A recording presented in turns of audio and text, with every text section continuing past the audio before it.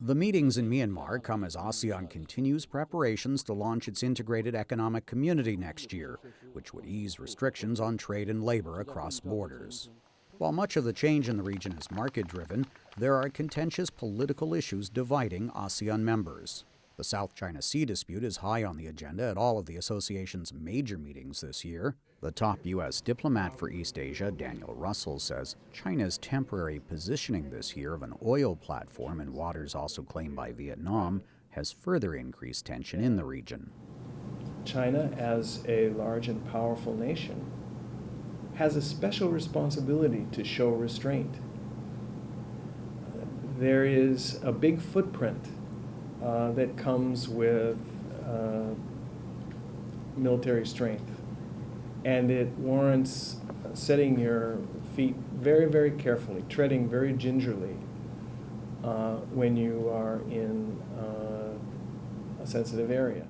Professor Panitan Watanayagorn, a close observer of ASEAN matters, cautions progress on such major issues will remain slow due to historical legacies. This region is, of course, full of, in the past, suspicions of intent, lack of trust, especially in terms of military capability, especially in terms of the roles of the big powers.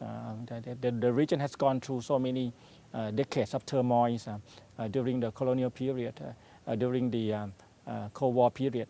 Since the May 22nd coup, Thailand has faced diplomatic pressure from the West, including cuts in military assistance for suspending democracy. That has triggered concern among ASEAN members and others that, as a result, Bangkok could be heading towards a closer relationship with Beijing. The Thai representative needs to assure that that will not be the case. That will be a more balancing approach, getting engaged with all countries like Myanmar, like Cambodia, like most of the rest of the ASEAN members. They have to be more well-rounded. They have to be more multidimensional.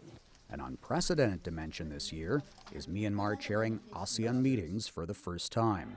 But as Myanmar deals with communal violence and insurgencies while transitioning away from absolute military rule, there is skepticism among some in ASEAN on whether it can provide effective leadership. But the bar may not be that high.